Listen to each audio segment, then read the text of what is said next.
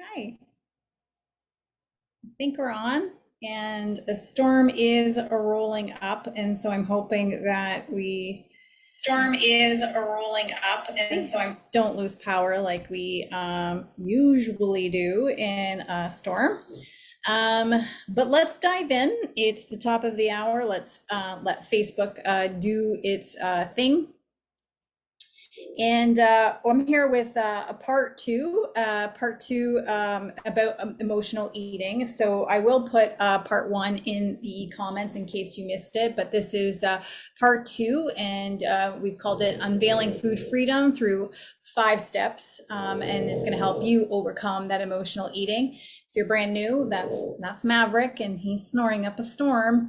And I always love knowing who's here. So let me know if you're here live or you're catching the replay. I just really love knowing who the imperfect action takers who are making commitment to themselves inside this community. Okay, so I thought a good place for us to start was to really recap from part one, which was mastering emotional eating, your path to consistency. Sharon says, hi. Oh, Sue says live. Okay, and so what we did in part one is we explored the concept of emotional eating and its impact on our lives. We discovered that emotional eating is not just about a lack of willpower or discipline, but it's about recognizing, kind of like those underlying emotions that drive our eating habits. And we started off by addressing the also the cycle of emotional eating in that part one, and how it's often triggered by like our feelings, driven by our thoughts. And we learned that emotional eating provides, a temporary relief, but doesn't solve the root problem. With certain emotions can trigger the release of pleasure inducing chemicals, and food can also activate a similar centers kind of in the brain. So that's why you want to go back to part one, because you're really going to understand all of that. And then what we did next is we made a distinction between emotional eating and binge eating, because there is a difference there. We learned that attempting to control emotions through, rigid food rules or diets can really backfire, and why that happens. And we discussed the different eating patterns, including if you're hunger for physical hunger, emotional hunger, mind hunger, like that habitual eating, mindless eating, social eating, nostalgic eating, and even sensor eating too. And it really just to show you that there are many reasons as to why we eat, and that seeking pleasure from food, it is natural, and striving for control and restrictive thinking often kind of exasperates that emotional eating. And we looked at the reasons behind emotional eating, such as using, food to suppress emotions, coping mechanisms. We learned from maybe childhood, low self-esteem, a busy lifestyle that neglects emotions, chronic stress, inadequate sleep, and the desire for control were also highlighted as, things that maybe contribute to your emotional eating, which I really hope it gets you to see that it's not about willpower or discipline there. And we also explored the connection between emotional eating and body dissatisfaction, as well as the importance of addressing, those underlying emotions rather than labeling emotional eating as, solely problematic, because it's not always problematic, emotional eating. And we learned that emotional eating is a signal that something in our lives requires attention that's probably unrelated to food or weight. So again, that's what we looked at in part one. The key message in kind of part one was, rather than, fearing emotional eating, we were encouraged to kind of draw our own boundaries and find balance in our relationships with food. The goal isn't to kind of eliminate emotional eating, but was to understand and manage it in a way that aligns with your goals, but mostly with your well-being. So today in part two, we're going to continue to kind of dive into the strategies and techniques to kind of help you navigate emotional eating, and really, try to develop a healthier plan with food or approach. Remember, food is not just about physical nourishment, it's all about emotional fulfillment too. So one, it's not about willpower and discipline. Two, there's many reasons why we eat. Three is emotional eating is okay. It's just the meaning that we derive from it and the impact that it has that perhaps makes it feel like it's not okay. So I thought first, let's explore why we might get caught up in emotional eating. You might want to take some notes, and you might, every time we talk about something that feels like it relates to you, you might want to kind of check it off. Yeah, that's me. Yeah, that's me, or whatever. And this will kind of help you uncover not only the patterns around your emotional eating, but maybe some of the beliefs too. So first one is, some of us try to protect ourselves by eating or not eating. So whether it's resolving something, soothing, soothing ourselves, or avoiding hard emotions, for example, it can really distract us from conflict and confrontation. And we talked a lot about that in part one. So as we kind of go through the list, right, then what you want to do is, if you have your notepad, is you want to kind of check off. Some of us try to protect ourselves by eating or not eating.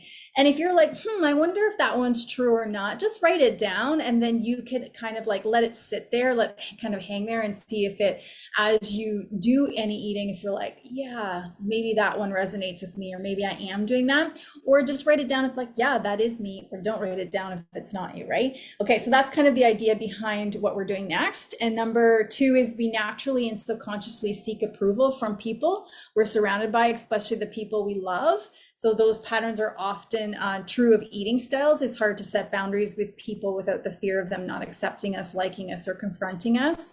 So are you engaging in that kind of unwanted eating behavior because you're trying to seek approval from others? Meaning like, hey, I can't say no. It's like, this is what I do when we're with them. Like, we drink, this is how we eat when I'm with them. This is who I am when I'm with them.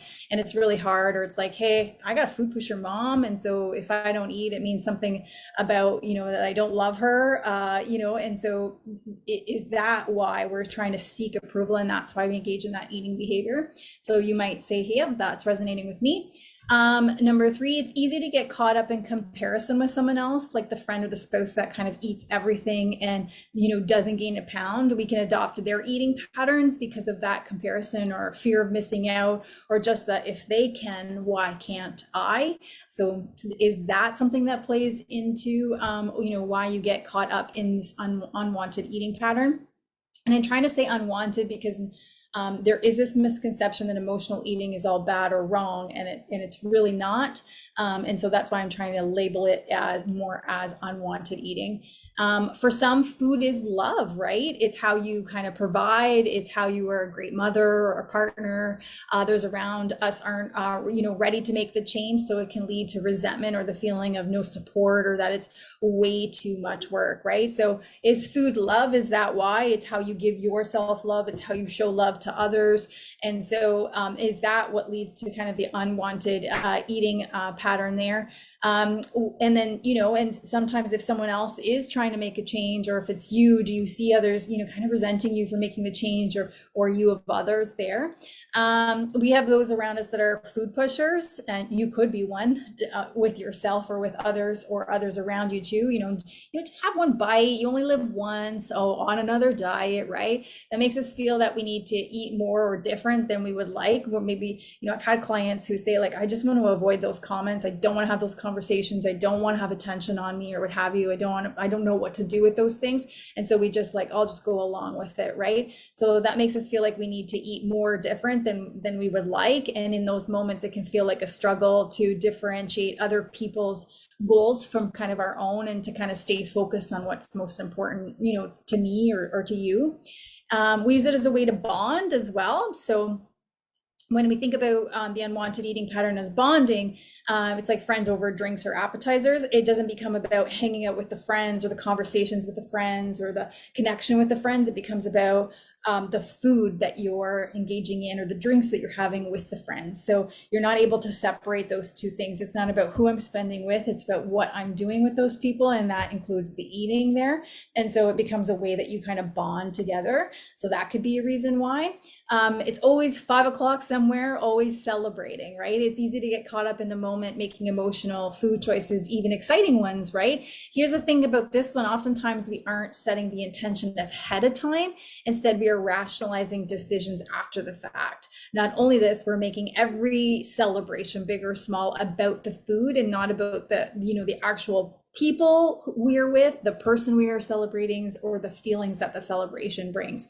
So that one kind of ties in nicely with the bonding, you know, like you have a certain group of friends and it's, you love hanging out with these friends, but it becomes about, this is what we do when with our friends. You're not able to separate those two things. No, I'm here to be with you because I like you. It's not about what I have on my plate and what you have on my plate, or how much you drink and how much I don't drink.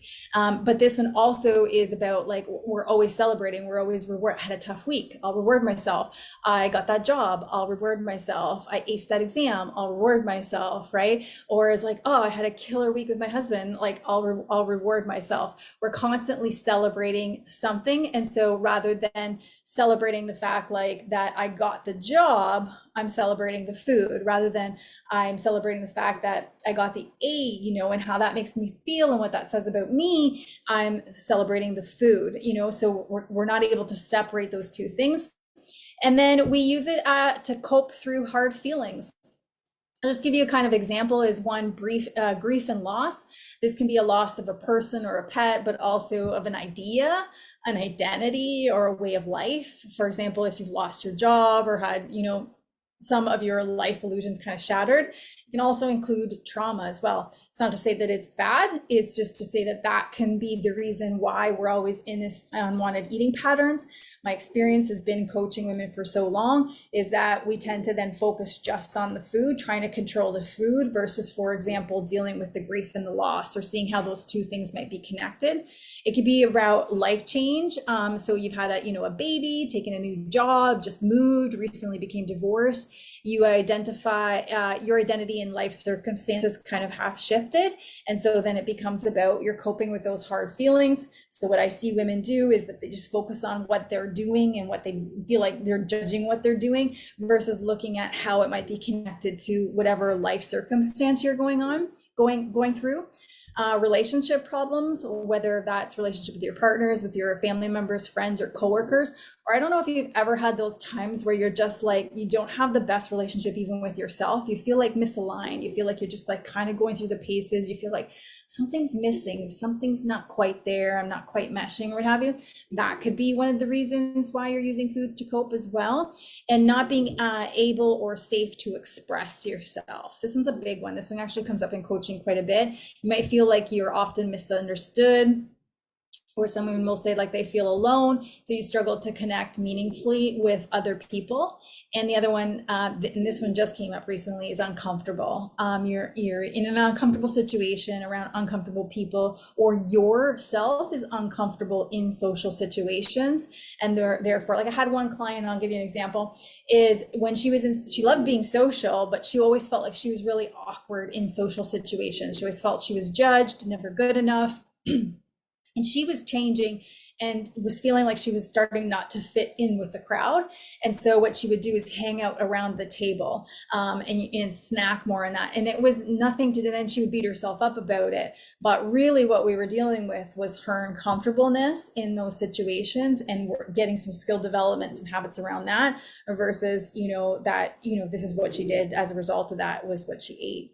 So now, now you want the strategies, right? Of course, how to, we want to lessen the frequency or the severity of your emotional eating, because chances are it's not going to go away. It's not going to stop, but can we lessen the impact that it has on us by the severity or the frequency of it, right? So the first step, I would say, and again, if you have your pen and paper handy, you want to write these down, they're not going to be as clear cut, just eat more protein. It's not going to be as clear cut as that. There's actual steps, because now we're dealing with the emotional aspects of things, not just, do this, don't do that. So step one is ask yourself, why am I eating?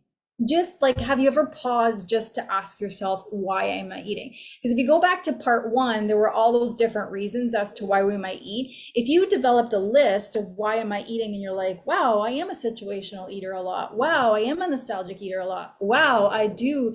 Every time I have this feeling, I'm eating. That would then heighten your awareness. But we're not pausing enough because we're so busy. We're not pausing enough to ask, why am I eating this? Even if you just ate it, and even if you're doing it after the fact, we're not. We're so busy just rushing to the next moment or beating ourselves up overdoing it that we're not pausing to collect the information. Why am I eating? Go back to part one again, where we looked at those 7 different eating patterns, like the physical hunger, the emotional hunger, the mind hunger, which was kind of the habitual hunger, the mindless eating, the social eating, the nostalgic eating, and the sensory eating. And take note, right? When you take note, you build up this awareness. And when you do that, you can see why you're eating, which pattern comes up the most for you. And from there, it's easier to kind of target a solution that works for you specifically. It helps you understand, like, what is really driving your food choices. Is this action serving a need, a want, or a should? And what messages are telling you that you need to or want to or should eat? Are they thoughts or felt, like, body sensations, for example? So that's step number one, is you got to get good at asking yourself. It does take a moment, but what happens if you take a moment and then it leads to you being more clear on what to do? It solves the problem better. It gets you further ahead. It's worth that moment then to ask the question and to take inventory, because that's going to build your awareness. We can't go anywhere without step one. Step two would be to tune into your body. Most women, when I start coaching them, they don't know when they're physically hungry until they're at the point of either hangry or stuffed, right? Like, if you thought about your on a scale of 1 to 10, whereas hangry is a 1 and stuffed is a 10. If you're only able to identify your hunger on both sides of the spectrum, you're missing a whole bunch of cues in there, because we know we make different decisions when we're hangry, and we know we feel different about things when we're super, super stuffed. So that's my, coaching women for as long as I have. That's a big one, is that most women are not recognizing the signs before they get to those two ends of the spectrum. So we want to get in tune with your body and what it's telling you. And you can write these questions down. What am I feeling physically, right? So, can you identify shaky or lightheadedness or tense feelings? Especially like your hormonal shifts as well. Can you identify those things before it's like, I'm so shaky, I'm so lightheaded, like I have blood sugars are down to nil, right?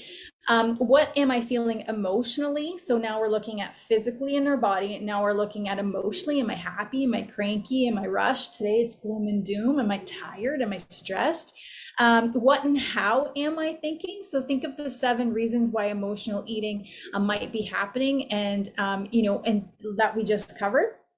And that can give you an idea of what you might be thinking. When you can go from physical, emotional, and thinking, you now have like a more well-rounded idea, or to be able to create a more well-rounded plan to go forward.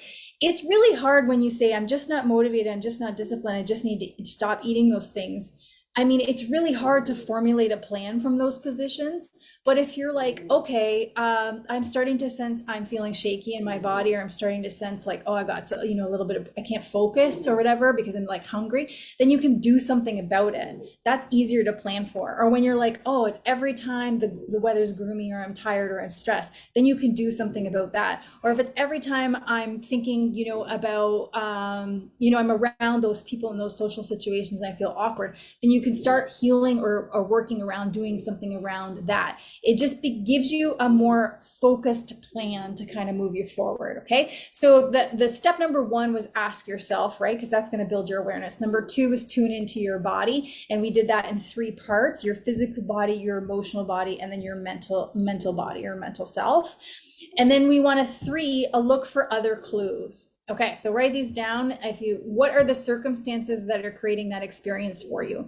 Is it a social setting? Is it a certain person? Is it a certain feeling? Is it like every time I drive home, every time on a Friday, for example, when I go to pick up groceries, I always do this. Or every time on a Wednesday night when I'm late, I always do this, right? What are the circumstances that are creating that experience for you? Then what are you doing with your body, right? What's happening is, like, are you starting to like not being able to focus? Are you starting to lose posture? Are you shallow breath or more rapid breathing? What's in your immediate environment, right? It's like you walk through the mall and you walk through Cinnabon. I was like, does that make you, want it? That smell, right? Or someone's eating fries and you're trying to be really great. Is it the smell, right? Or is it certain people, or is it certain visual cues? I'm watching a commercial and then this happens, right? Who's in your environment? Certain people change your experience as well.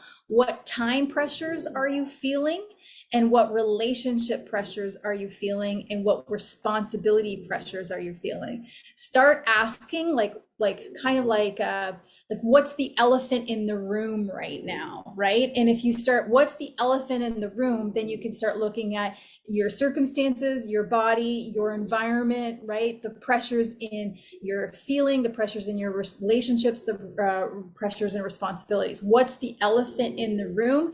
And that's going to give you other clues. Because I got to tell you, right? If we understand that every behavior is an attempt to solve a problem, it just doesn't always solve the right problem, then we got to address the elephant in the room. If every behavior, the unwanted eating, the emotional eating that you don't want, is an attempt to solve a problem, it's trying to solve a problem, it's not solving your motivation or your discipline. No, it's solving something else that's going on that's unrelated to your body and your food, then, and it just sometimes doesn't solve the right problem, it creates others, because now you think you're undisciplined, you're unmotivated, you're a failure, you can't keep going, why do you keep doing this, you have all of that other stuff, and now it becomes like a huge circle. So because the eating again is like an attempt to solve a problem, it just doesn't solve the right problem, and it's creating a whole new problem for you too. Give me a thumbs up if that's resonating with you. So that's 3 steps, right? The first 3 steps are kind of like all about awareness, and when we can recognize the pattern, then we have a better idea of how to like fix or heal it, right? It starts to not, feel like this really, really big thing, and it gets to be a little bit more manageable. We just got to ask more important questions than what we've been asking, right? Is my current strategy fixing or healing the pattern, or is it a temporary fix? You may want to keep a journal kind of to track your emotions, your eating patterns, kind of the awareness work that you're doing to help you kind of identify the trends or the patterns and that sort of thing. So that was 3 steps that they're very much about building up awareness. They do take about a bit more upfront investment in time, just like meal planning does, but then it pays dividends in the end. So if you choose to see it that way, right? And then number 4 is we want to create a nourishment menu. I really love this idea, nourishment menu, right? So we want to pick an action or actions that you'll always do before you engage in the unwanted eating.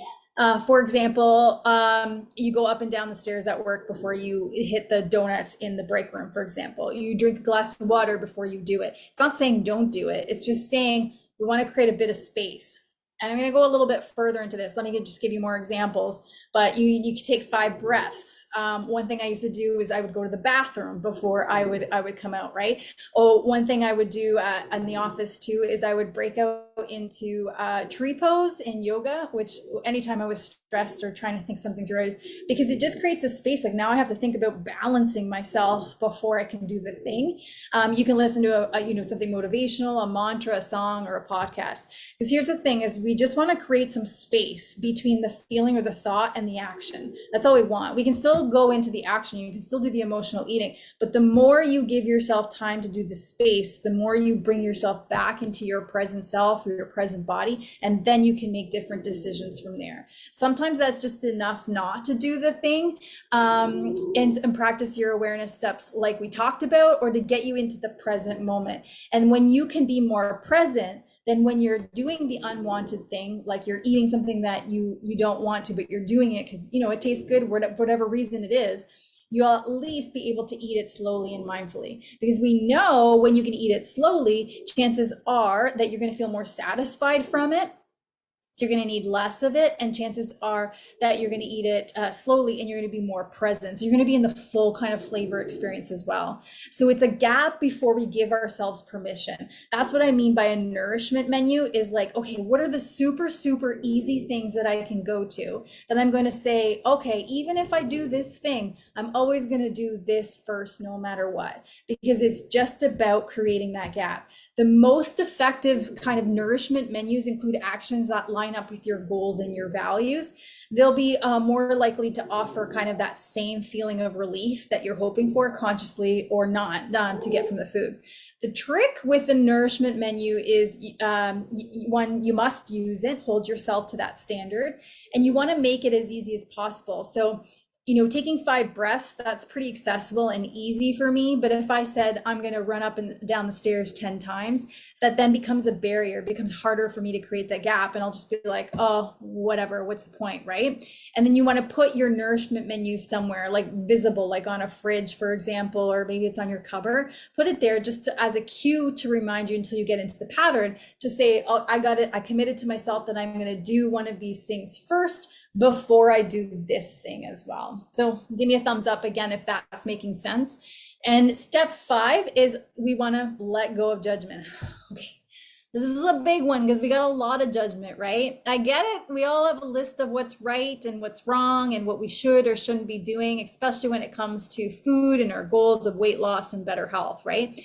I got to tell you though, those lists keep you more restricted, more confined, and when life happens, you kind of revert to old patterns, right? Like emotional eating, because everything starts to feel like it's kind of like closing in on you, right? You feel trapped, you're coming down or coming down or coming kind of like at you all at once, right? At this point, it's about survival, not about thriving. Even though you intellectually know you're emotional eating and you don't want to do it, and you have these goals, right? So here's the strategy, just rain's coming down. So here's the strategy I use with my coaching clients to step out of this kind of restrictive way of thinking. Have it without judgment. Do the awareness work, those 3 steps, right? Create that nourishment menu first, then have it, even if it's on the wrong or the bad list for you. But may I suggest 2 rules while you give yourself permission. And I get this, I'm a coach telling you to go have the pizza or have the burger or have the fries. But I got to tell you, something switches when you do the awareness work, when you have the nourishment menu, and when you let go of the judgment. And if you haven't done that before, isn't it worth a shot if what you've been always doing isn't working? But here are the 2 rules. So not only do we need to do the awareness work, not only do we need to commit to the nourishment menu, the next step is that 1, we got to eat it slowly as we possibly can. I know you want to eat it fast because you want to get it over and done with. You're riddled with guilt, and so you want to eat it really, really fast. But I got to tell you, if you sat at a table, no scrolling, no phone, no TV, no nothing, and you ate it slowly, how might that change? So those are the 2 rules: eat slowly and eat mindfully. This is a hard one. It's a super hard one. Permission, Cindy? I say yes. The alternative just isn't working, and the definition of insanity is doing the same thing over and over again, right? So we got to do different, be about different, because when you can eat it slowly and mindfully, you can raise kind of that awareness even more. So practice mindful eating by savoring each bite. I get it. It feels bad. It feels wrong. It's not in alignment with your goals. But again, the opposite isn't working. So eat it slowly and eat it mindfully. And you can raise that awareness up, which is what we want, right? You're going to pay attention to the textures and the flavors and the feeling of satisfaction. And when you do that, you're going to be able to differentiate between physical hunger and emotional hunger. Because I got to tell you, a lot of women confuse the 2, right? And just like we learned in part 1, typically there are common factors when we're eating in these foods, right? There's speed, we're usually eating them super fast, and we're eating them super mindlessly, right? So often when we give ourselves permission, it doesn't feel so urgent. The need to overeat feels a little bit more manageable. I know that one's a tough one. So let's see what happens if we are mindful and slowing down our eating. What comes up? Do you eat less? Do you think about it less? Do you feel less controlled by it? Are you satisfied more by just a little? Are you more accepting and able to kind of move on? What I hope you take away is that it isn't about being more disciplined, having more willpower, trying harder, decreasing your calories more, or cutting out all your favorite foods. Don't assume that when you act out of alignment with what you say you want, it comes from from a lack of prioritizing what's important to you. Saying you want to be healthy and fit and then overindulging due to stress, emotional eating, or sabotage, it's not a good feeling for sure. My point is, it's not as simple as saying, I'll try harder, I need more willpower, or have to stop doing that. The reason it's not that simple is because the act of unwanted emotional eating or overeating is serving you. There's a purpose. I get it. You're like, it's not serving me. I don't want to do it, right? I don't want it. Does it make me feel good? but it's serving you in a way. Anything you keep doing, even if you keep taking back that old boyfriend that's no good for you, it serves you some sort of purpose. It provides you with something. You are gaining something from that behavior. What is it providing you with, or what are you gaining from it, right? That is what you need to figure out. And I hope that it's kind of what I helped you discover through this, part 2 of this training. Stop viewing the eating as purely a means of self-sabotage. It's a symptom of something. What are you getting from food when you're kind of overindulging in it, or when you're like, I don't want this, but I'm doing it, right? Once you know what void is being filled, then you can work on to change it. And then it's putting in the work to, actually do it. So awareness around your behaviors is just really key to changing it. So we've gone through 2 parts on emotional eating. A lot of women, when they come to me, they're like, I'm not an emotional eater, so I'll disregard this training. But I got to tell you, after coaching for so long, emotional eating is very much present. It's just not often recognized as emotional eating, whether it's we deny ourselves that, whether it's we're too busy, or whether it's like it just doesn't happen for stress reasons. It happens for other reasons, like boredom and procrastination have been coming up. We're not recognizing that those are emotions there.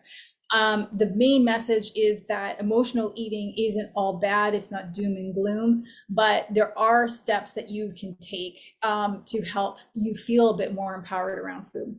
So if this video is helpful, give it a like. If you have any questions or comments, leave them below. And as your coach, I'm here to provide you ongoing support and guidance on your journey to being healthier and empowered in your own health and fitness journey. So if you're ready to kind of transform your relationship with food in your body, or lose weight, or maintain a flexible kind of healthy lifestyle, I do offer a 12-week personalized coaching journey that is remote. It's online, and you can go to the guide tab at the top and look at all of the interviews with a lot of women who've already said yes and taken the leap. And it's really a program that's designed for women who are done with dieting and really are starting to understand that mindset, emotions, thinking, that all plays a role into that. And then if you're seeking accountability and consistency, I do have the Consistency Club.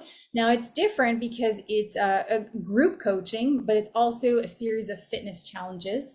And so we fitness challenge, and that works on, your nutrition, your exercise, your mindset, and group accountability. And then the next month, we kind of tailor it down a little bit so we can work on our baseline, our minimum standard. And then the next challenge, sure, it has nutrition, exercise, and mindset and accountability, but we're always picking up different habits and different skills throughout the year through those different challenges. And then I do in-person small group training in a facility in Strathroy, Ontario too. So if you're interested in any of those kind of coaching options or want to learn more, you could send me a message through email, yourtrainers@allouttraining.ca, or you can send it through Facebook Messenger as well. And then I'll just ask you questions about your goals and your obstacles, point you towards some trainings in the group, or see if coaching is something that's a good fit for you. And again, if this video delivered value, then there's a couple of different things we can do. One, we can invite other women into this community. We can do that. And 2, we can tag a woman on, that needs to kind of hear this message as well. Because here's what we do when we do that. We start to change the conversation about health and fitness. So we have deeper conversations, more connections with people, and we don't feel so alone in our journey because we feel more understood, because now we're on the same learning pace and it doesn't feel like anybody's hiding anything from you too. And that's what I really hope for you guys, is that it really does change the conversation to be a more empowered conversation versus being discouraging. So I'm Coach Cindy signing off. Thanks so much for joining me here.